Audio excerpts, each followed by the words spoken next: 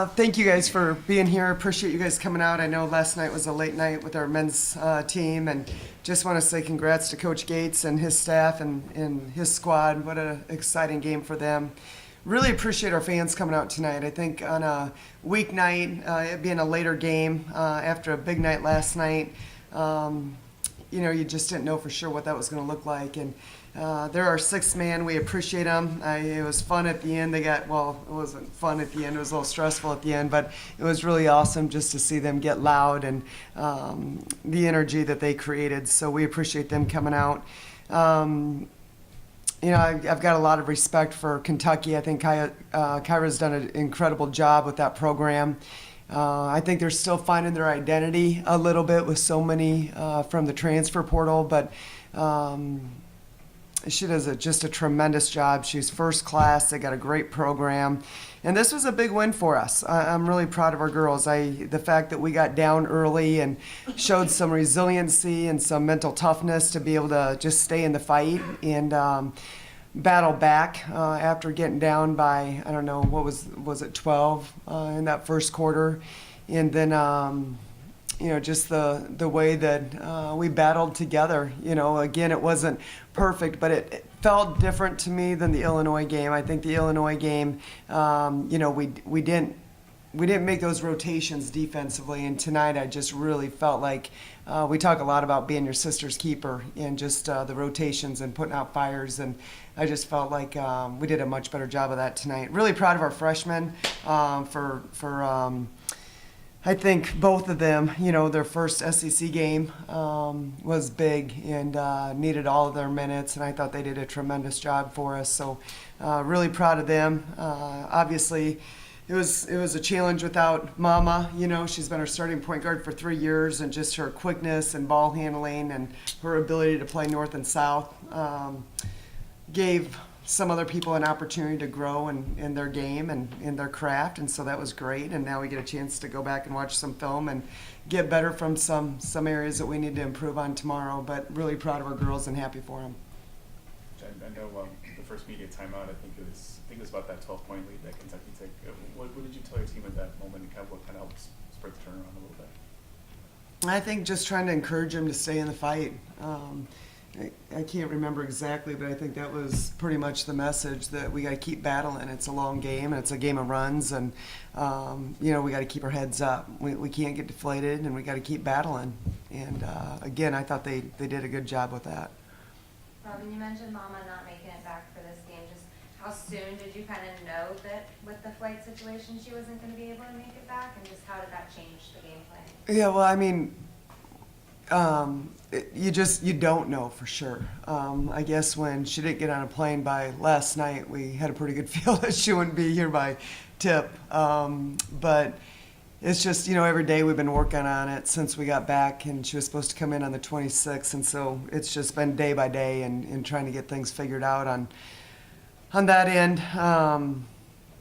But it's next player up, and that's got to be our mentality. You never know when someone's going to go down with an injury or a sickness, and the game doesn't care. I mean, the game doesn't care if you're sick or injured, or if you're down 1 or 2 or 3 players. The game doesn't care. You got to show up and you got to play. And I thought our girls did a really good job of handling that adversity. Lauren, I know you started over 4 tonight, but I mean, coming off of that and kind of just getting back into your groove, what lit that spark under for you tonight? I think just my teammates. They keep passing me the ball, and they always like staying positive with me and telling me to keep shooting. So I think it was them and their support, and then just staying present. For Lauren and Ashton, I was kind of curious from a player's perspective. One win in that second quarter, what really allowed you guys to pull ahead with a lot of runs, just different kind of things in the second quarter? I think it was our defense. We let our defense dictate like how we were going to play on offense, and I think in the first half we got a little sped up. We were a little excited, and we had to take a breath, slow down, and let our defense just give us our energy.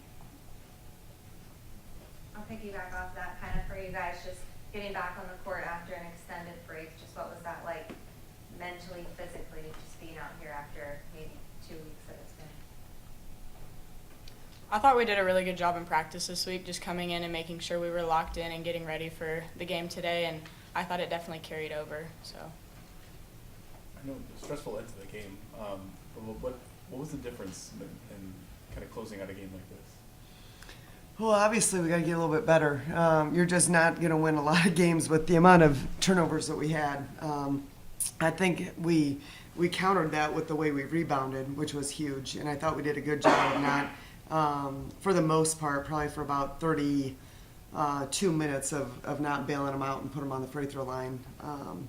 But, just we got to get a little bit better with our execution down the stretch. I think, it's been a while since we've been in situations like that. And so just making sure we have the mindset of playing to win. We've got a lot of vets, and they've got to be able to rely on each other and the experiences that they've had. But the cool thing about this team is they'll enjoy watching film tomorrow. Like, even they want to learn. They want to make adjustments, and we reference that a lot. Virginia Tech's game, Illinois' game. We reference some of the adversity and when things didn't go well, and even after wins, and be able to recall back to those experiences, and then how do we move forward and move the needle going forward. And so that's the cool thing about this group is we go into film session and they're anxious to watch, and they ask questions, and I think we use it as a classroom to get better. Robin, just having those veterans on the team, when you get down the stretch and have the foul shot game happening, do you have a little bit more confidence just knowing that A ton. before? I mean, these guys, first of all, I'm a big believer in, if you prepare the right way, then you're putting yourself in a great position. And these guys have worked really hard on their preparation, and they came back from Christmas, and we had 2-a-days, and they got after it, and nobody talked about being sore or tired or anything like that. They just embraced it, and just having players that have been in the fires, that experience is irreplaceable. And so that's huge. And then when you have freshmen like Ashton and Avery who just want to compete, they're fearless, that helps a lot too. So I got a lot of confidence in them, and I know they want that moment. And you want to be big time. You got to act big time, and you got to be able to produce, and you got to finish off games. And they did a good job of doing that tonight.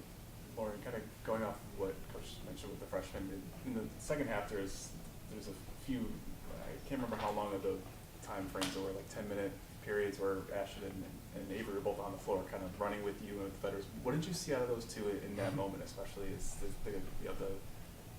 it was the crunch time in SEC game? Yeah, just the same thing I think that we've seen this whole time that they've been here. They've elevated our program. They compete so hard, and like Coach P said, they're so fearless, and both of them just embrace everything. And like even if they make a mistake, they're just like, my bad, and they move on. And it's just really cool to play with them because they're just so tough, and they just fit right in with us. How did your first SEC game feel? Oh, great. It's great to be 1-0. As you kind of played a little bit more in the second half, I know there was I can't remember when it was, but you had a bucket with an N1 foul. I mean, to have the ball in your moment in that moment, what did you see in the lane, and what were you trying to create offensively as the game kind of came in the final minutes? I just seen an open lane, and I had my defender behind me, and just wanted to score. Anything to help out the team. Robin, I know tomorrow's a one-year anniversary since the South Carolina game, and I know it's been a long year. When you kind of reflect on the year that is in 2022, what do you remember most about this team and the program, and where it is then and where it is now? Mm-hmm. I just I probably won't pause to think too much about that. All I can tell you is that I feel really blessed to be their coach, and it's so much bigger than the scoreboard. It's about who they are, their character, their heart posture. They're just a really enjoyable group to be around. I think they care a great deal about each other. I think they really take pride in our program. They've worked really, really hard, and I just feel blessed to be, a part of their journey with them. And you mentioned Kentucky trying to find their identity with the newer group. But what do you think the identity of this team is going into 2023? For our team? We talk a lot about just being resilient, being your sister's keeper, which means having each other's backs, because you're not going to play a perfect game. And in the SEC especially, it's just such a tough league that you've got to be able to have that bounce back mentality, and you got to cover for each other, and you got to put out fires for each other. We want to be a gritty team. We want to be a team that's not afraid to roll up their sleeves and work. And I think they've done that. I think they've done a really good job of that. And, you know, we've had some hiccups here and there, but for the most part, I think we've done a really good job of that. And it's just a really, really special group to be around every day. And you mentioned just gritty. When you see Jayla, the kind of fighting to regain some of the minutes that she had at the beginning of the year, the first quarter, or the second quarter too, I know she had a lot of good post moves, Yeah. was blocking a lot of shots. Yeah. What have you seen from her, just because someone kind of regaining that confidence that maybe she may Yeah, have lost? love it for her. So, I mean, her big thing was her ankle's been, you know, it just hasn't been back to 100%. And I think having that time over Christmas break allowed her to get some additional rest. But, you know, Jayla's never complained. She's never hung her head. She's never felt bad for herself. She's excited for Sarah. She's excited for Micah. It's a group of young ladies in that locker room that is truly committed to the front of the jersey. And I don't think there's any agenda. I don't think there's anybody that's worried about who's starting, who's scoring, who's doing what. They just want to go to battle, and they want to represent the front of their jersey to the best of their ability, on the court, off the court, in the classroom, in the community. By the way, this group got a 3.5. Let's talk about that a little bit. You talk about, you know, in tough majors, really tough majors. And so, you know, those are the things that really make you proud as a coach. We'll take one or two more. Coach, you guys kind of got off to a bit of a slow start offensively. You scored 29 points in the second quarter. What changed from the first quarter to the second quarter? You know, we've got, you know, players that can knock down shots. You just got to weather the storm a little bit. You know, I think that was the difference. I think we had some good looks in that first half, and they didn't fall for us. And, you know, we've got to be able to get stops. And if we're not going to score, we can't let them score. And they kind of punched us in the mouth. It was a physical game, you know, and we had to adjust to the physicality of the game. And I thought Kentucky really did a good job of just, you know, forcing our offense to start off a little higher, disrupting our cuts. You know, the same way we like to do to other teams. That's just, you know, the nature of the beast. So I just think in that second quarter, you know, shots started to fall for us. Lauren, with 6 rebounds tonight, I mean, it's not the first time we've seen you kind of get active on the boards too, but as a guard, as a guard, what does it take to be active on the boards like that and be more consistent, especially from a player that's not usually in the post as much? I think just like having a knack for the ball, trying to go get the ball, and we knew that we had to rebound the ball in order to win. So it's kind of just like if you want to win, like you need to go for the ball. And sometimes I felt like other people were boxing out, and it just landed in my hands. So I just feel like I could do a better job. I think I could get more active. I think I can kind of find a job when I don't have one. But yeah, just kind of trying to win the game. Hi.